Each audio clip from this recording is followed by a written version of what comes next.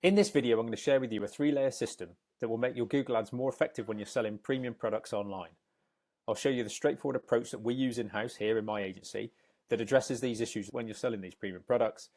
And it's going to be issues that I kind of dug into in a previous video. So if you haven't seen that, I recommend that you check that out. I'll put the link to that in the comments.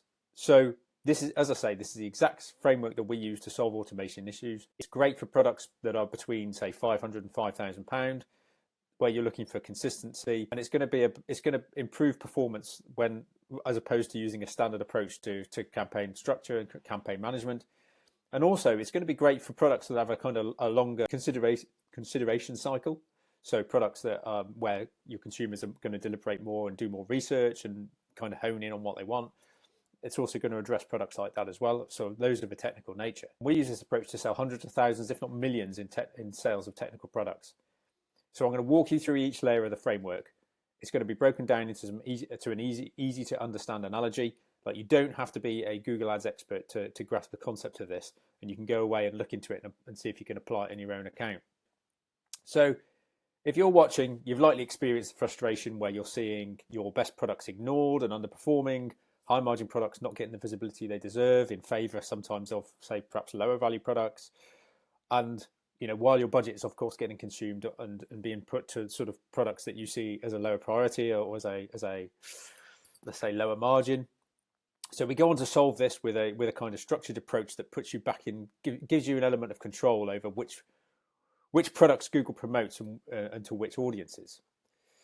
So just to refresh, I mean, as I say, I've covered the problems that are associated with this in a previous video, but for the purpose of this video, I will kind of cover over them briefly so that you know what I'm talking about.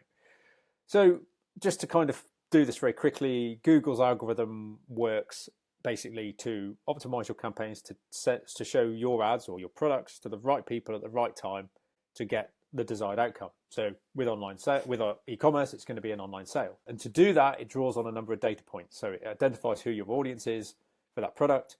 It then looks at like time of day, browsing history, what device they're on, what they searched for before, what products have they looked at, and it's going to get what's their age, what are their demographics. It's going to look at all these things and kind of draw patterns as to what the likelihood of making a purchase is going to be. Then it'll identify those people, and then it'll work much harder to get your ads in front of those people at the right time. But with that, it needs a lot of data. It needs a lot of data points. It needs to get statistical significance, to get these patterns to validate, and then of course work effectively. And it does work very well. Don't get me wrong. I'm not saying that automation doesn't work, because it does work really, really well. But this is specific to the problem of volume. So just to kind of highlight why this happens. So let's take a premium product. In the previous video, I used kayaks as an example, so I'm going to use that same example in here very quickly. So searches for kayaks online. If I search kayak online, it's very broad. On average, there's 12,000 monthly searches a month, according to the Keyword Planner in the UK. And from that keyword, what kind of intent can you draw from that? Well, I'm interested in kayaks. Am I interested in buying a kayak? We don't really know.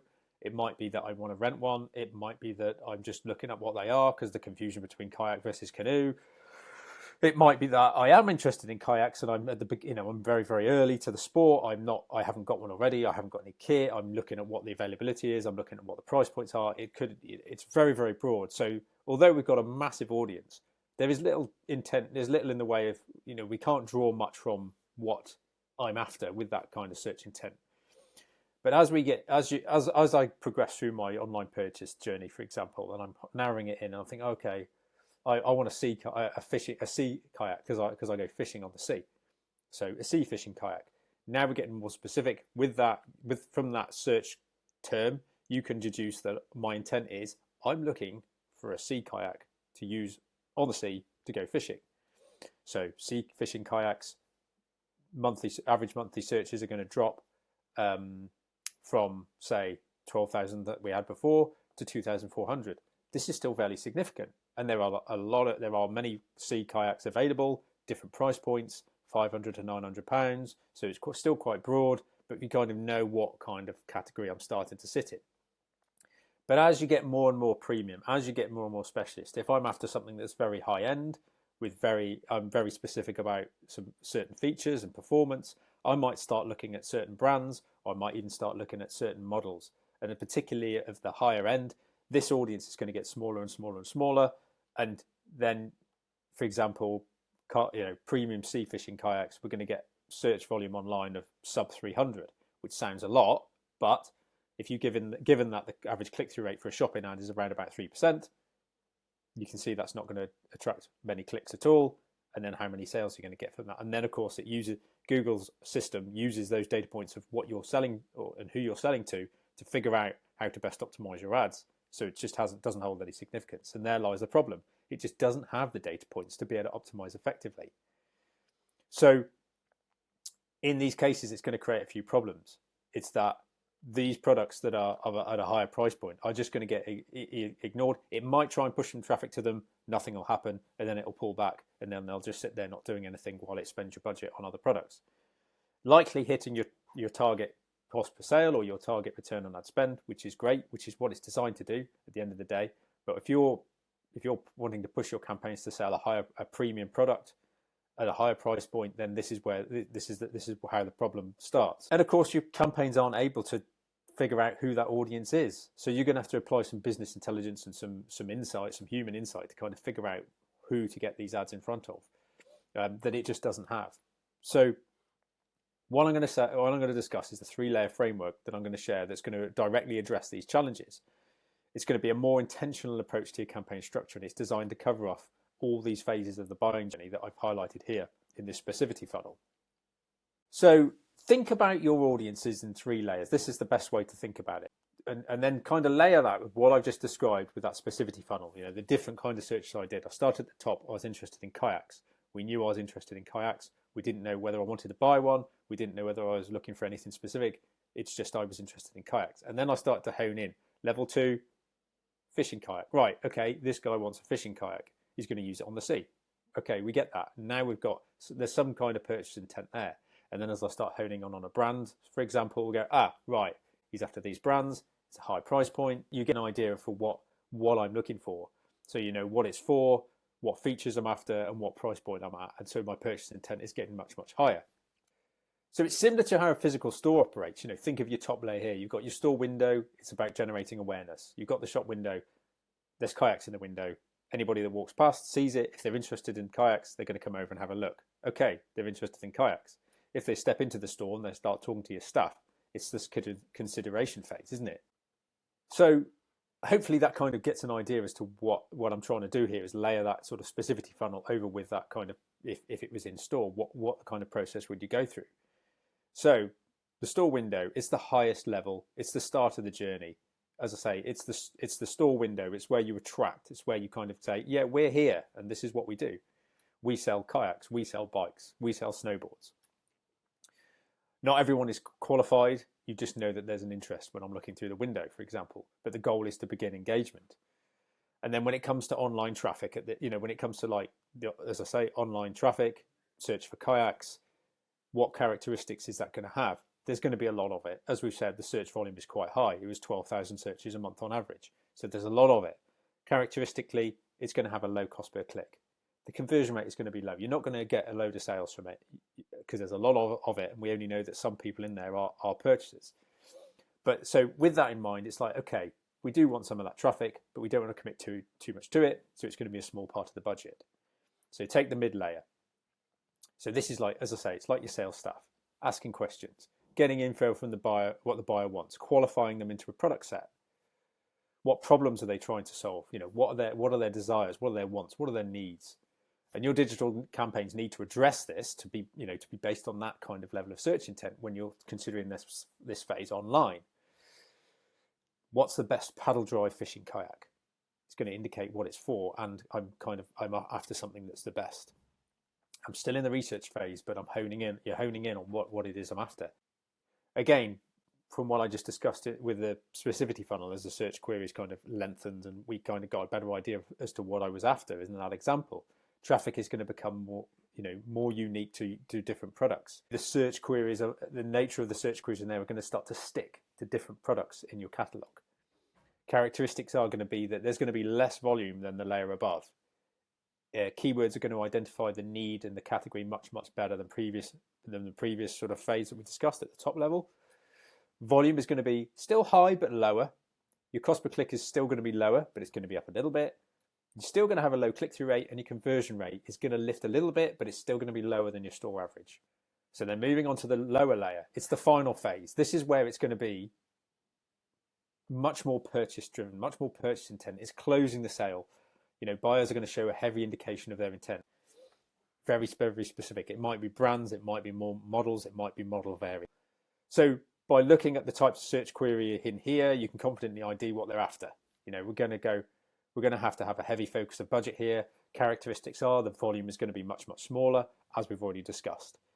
High cost per click. The reason that is going to be, and that's always a good sign, is because your competitors are also going for that traffic because it has a high purchase intent. So they're going to try much harder to reach it. Other Google advertisers, that's what they're going to do. They're going to spend most of their budget here. So most of your budget is going to be committed at this level, which might seem counterintuitive because volume is much smaller. But the thing is that the quality or the intent of that traffic is much higher. So the cost of that traffic is going to be much higher. And you want to try as hard as possible to reach that traffic. So your conversion rate is going to be higher. It's going to be more in line with what your average is expected in store for that product group. And this is where most of your sales are going to be attributed. So if you're taking this approach, you can then apply this knowledge to your kind of strategy in your ad account to see if it's doing what it should be. And if it isn't, then you can take action to try and steer it in a way that it would. So how we approach this is by what we call the intent cascade method. So this is a good way to approach your campaigns, especially if this is maybe a new product set, or you're new to advertising these sort of products, or even if you've tried and you failed in the past. This is what we call it. And basically, as I said, it's about biasing your ad spend in the right way. This is going to relate to the previous sort of funnels I've described. General interest, maybe 10% of your advertising budget. Active comparison, 20%. Ready to buy, 70%. Most of it is going to be focused there. That's what you're going to expect to see. It sounds counterintuitive because there's a lot less of it, but the cost of it is going to be much higher because it carries higher intent and everybody's going for it. So how do you implement it? So this aligns with the characteristics we've outlined. Top 10%, high volume, low cost, low purchase intent, but visible. Mid 20%, intent is increasing. Is still a very high volume, very low cost, but it's visible, warmer searches online. Low level, 70% budget, highest intent, highest cost, lowest volume. But you're going to be there at the point where people are going to make the purchase, and this is where all your sales are going to be attributed to. So I hope that will make sense. So how do you implement this? So as I say, you don't have to be a Google Ads expert. It's basically, you just got to ask some questions of your ad account, or maybe ask some questions of your agency if you've got an agency managing your campaigns for you. So are we selling the products we want to sell? Well, the answer is probably no, because you wouldn't be watching this video otherwise. But are we selling the products we want to sell? You might be selling something, but not what you want to sell. And as I say, you don't have to be a Google Ads expert for this. It's basically taking the approach I've just described and then asking the right questions. So are we selling what we want to sell? No. Okay, why is that? So are we getting adequate visibility? As I said, first of all, you've got to you understand why it might happen. So is it happening? So are our premium products getting visibility? So it's like it's a straightforward answer. Is it yes or is it no? And if they're not, if they are getting that visibility, are they getting clicked on? What's the expected volume? And it comes back down to some expectations, really, with the specificity funnel I just described. Generally, if you're selling kayaks, you're going to get a number of kayaks that get a high number of ad impressions and a high number of clicks, and you're going to get some that are going to get a low number of impressions and a low number of clicks. Those at the higher price points are just going to get a lower level of traffic compared to everything else, naturally. But are they getting traffic? Of course, you need to align this with the expectations of what search volume is. So, have a look at the keyword planner, see what kind of the search volume is online. If you're selling a product where the search volume is sub 200 searches a month or sub 500 searches a month, you're going to get a very low amount of traffic for those products just because it's so niche. Okay, so are we getting ad clicks? Are we getting the visibility? And if not, okay, there's a problem. Why not? Have they been tested? So again, look back, ask, in your ad account, look at the product. Has it had, it might not be getting traffic and impressions now, but has it in the past? Or ask your agency, say, okay, it's not getting that visibility now, has it in the past? And by that, you can kind of understand, say, okay, Google has tried, if you do have, it has had ad impressions and clicks in the past, Google's tried to sell it, it didn't work, it's pulled back. Okay, fair enough. We know that it's tried. If not, like, why not? And then if it has been tested, do we have adequate search coverage?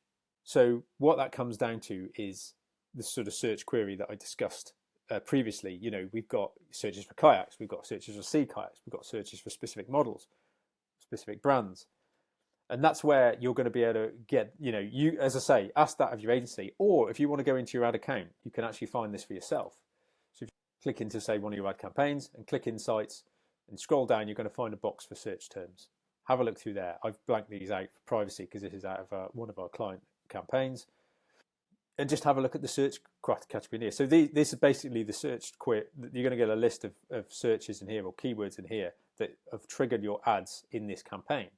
So have a look through there. You're looking for a nice kind of broad variation of search queries, and just apply what we've kind of approached here. It's like kayaks.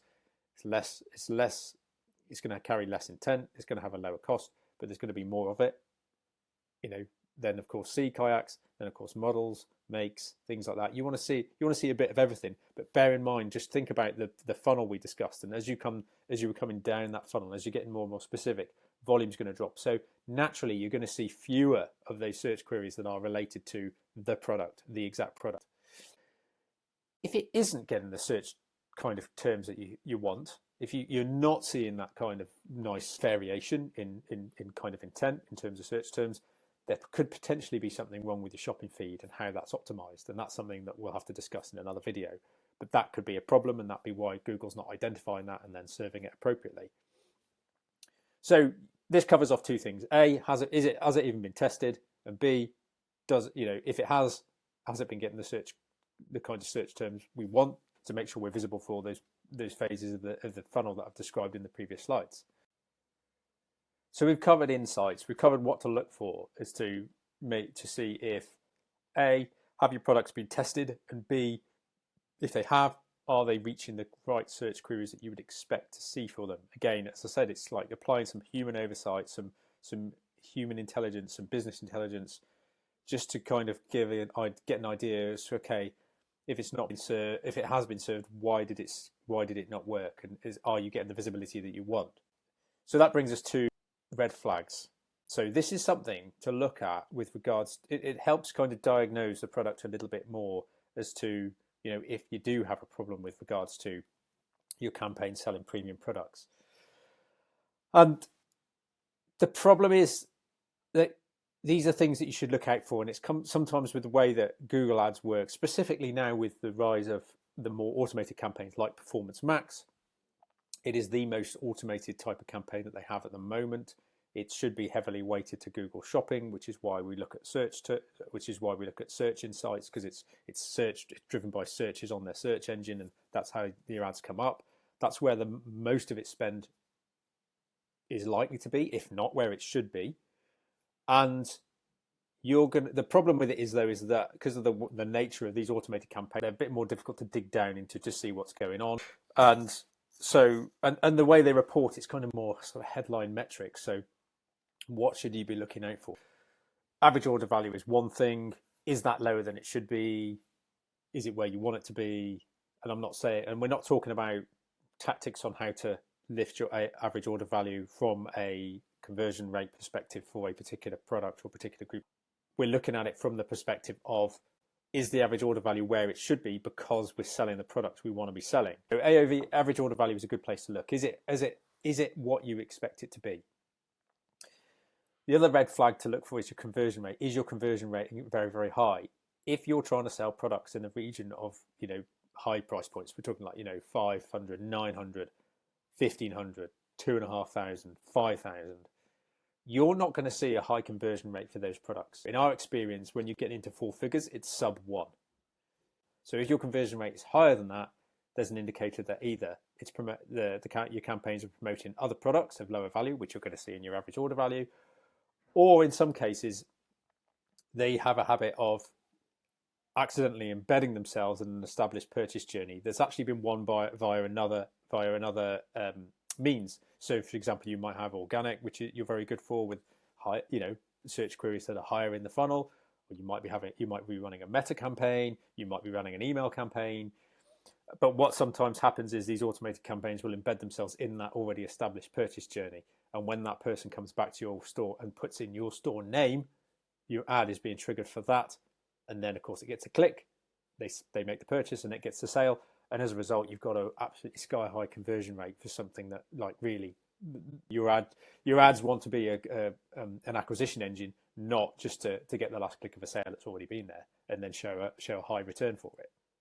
So that's something else to be aware of. Final point, limited applicable search term visibility. So we've already sort of discussed that in the previous slide where I said have a look at your insights to see that, like, are those search terms going to be relative to the product? Think about the product. Think about how somebody might look at that product or search for that product when they're very, very early phase, maybe don't know what they want, versus someone that is kind of making the decision, narrowing down into the category and the product group and then brands and that kind of thing. Do a search on Google. Go on Google and do a search for your product. Put a couple of searches in and see if you're coming up. See what's coming up. See what's being served for your ads. You should easily spot them. I wouldn't recommend doing it too much because it's going to distort your campaign metrics if you keep going in and doing it over and over again. But as a one-off, it's going to be fine just for diagnostics. If you don't see a product, it could be a problem that either, as I say, the products are getting ignored by Google, it's not serving them, or it could be a problem with your data feed where the keywords that you're trying to kind of come up for are just simply not in there. So that should cover off all those kind of, why are you coming up for the right search queries or are you not? And if not, why not? So that brings us on to oversight. What oversight is required? So I'm not saying that automation I'm saying that automation doesn't work, because it absolutely can. And it can work for premium products, but very often volume becomes a problem. And sometimes it's not just volume, it's the kind of the data feed that's going in. Google just can't figure out what the product is. So if you've got your campaigns ticking along, what should you be looking at? What oversight should you have in place? And it's about, at the end of the day, if you do get it working, you want to secure it as a consistent revenue channel that's predictable. So keep an eye on traffic trends. Are you getting the sort of traffic that you want?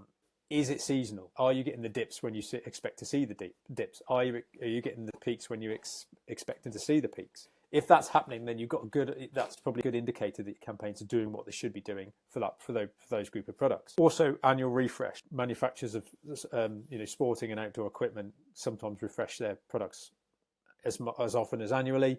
That can cause a bit of a problem, because when those new products go into your Google feed and go into your Google campaigns, Google sees them as a brand new product. It doesn't know that they are a replacement for a previous product. So although your search queries that are applicable may not change, as far as Google's aware, it doesn't. It's brand new. So it's not going to apply any data points from that it's previously learned to try and optimize to deliver that out to the right people.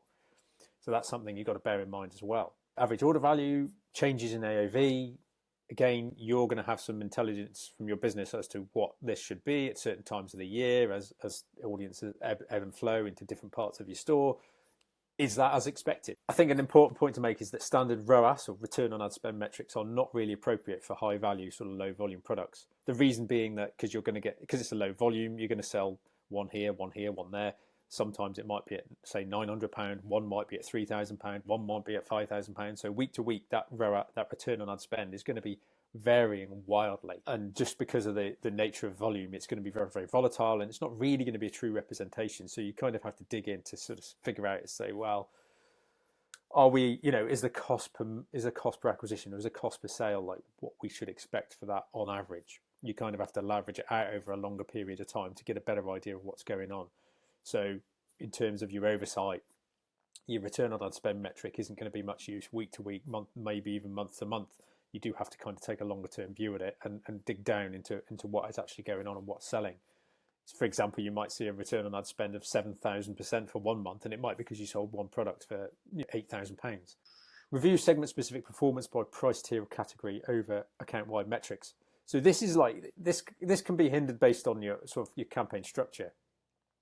And in the previous video, one of the things I suggested is perhaps consider breaking out your products of a certain category or a price point into their own campaign if they're failing to run or failing to work, because that'll make this so much easier. You'll be able to look at insights, and you'll know that the search queries for those products are just for those products. The spend is just for those products. The conversion data is just for those products. It's going to be far, far easier for you to see. Another tip is use all your analytics sources. Don't just stay in Google Ads as a platform. Use Google Analytics. Use your e-commerce platform metrics. Some e-commerce platforms are better than others. We've come across some that are very good. Shopify is quite good. We've come across some that are industry specific, that run in the sports and outdoor world particularly. Some of those are quite good. Others, metrics are a bit kind of vague. You don't really know what's selling. You don't really know where they've come from. You just got to join the dots. And with the rise of cookie blocking and privacy, it is kind of making it more difficult for ad platforms to track realistically who is a purchaser and who isn't. So there's going to be an element of blind spots within that. So it is a case of trying to join the dots across as many platforms across as many tools as you've got. We also use Triple Whale, but again, that's going to come down to your tech stack. Will it work with the ad platform that you've got? With the shopping platform that you've got. It doesn't work with everything. And finally, set monitoring up for actions that lead up to an online sale. Typically, what do you see on the build up to a sale? Obvious one is going to be add to carts. You're going to get there's going to be a ratio of add to carts per sale. If you get, for every 3 add to carts, you get 1 sale. Great, you've got something you can work with. So when sales volume is low, look to those kind of earlier points. How often do they engage with the website in other ways? Do they ask questions? Do they visit an FAQ page? Do they engage in an online chat if you've got it? And I think, and a very important point is just that with this sort of low volume, high price point, long purchase cycle product, anything that you change, anything that you implement, anything that you adjust, you've got to kind of give it 60 to 90 days, before you can really review the performance and figure out if it's actually done the right thing for you or not. So that's something to just bear in mind too. If you manage your campaigns yourself, these are the sort of things to look at. If you have an agency managing it for you, ask for some reports. Ask for a product level or report on ad impressions and clicks and what your share is relative to the market. Ask for a search query distribution report across, so you can kind of assess and ask the question, is it going to satisfy the various layers that we've discussed earlier in the video? And what are the traffic quality indicators? Are you measuring these things that lead up to a sale? Are you looking at offline actions? Are you looking at add to carts? Is there a lot of those? We've looked at all these things. You've identified these problems. You think you've got them covered. So where do you go? If automated campaigns fail, where do you go? It's not the end of the road. Try segmenting your products into completely separate campaigns. Give them a separate budget, and then try them that way. You might get an improved visibility because, of course, the traffic are going to be for those products specifically. So it's going to be easier to see what those search queries are. They're going to be getting traffic. They're going to be getting the spend, and you're going to see if they perform. So you've got dedicated budget to that that isn't allocated elsewhere and isn't being diluted anyway. And ensure your premium products are getting the visibility they deserve. And then that's a real way to know if they're actually working or not, and perhaps make it easier to diagnose. So I hope you're able to take something away from this video today. It's been quite a long one, but I wanted to make sure that you understood how it all worked, how to break it down, how to then assess it, and how to kind of approach the overall your campaigns. And then you're well placed to ask the right questions and maybe implement some tests to get things moving in the right direction. So if you like what you've seen today, please feel free to hit the like button. And if you like what you see and you want to see some more, feel free to subscribe to the channel. So thanks for watching, and have a great day.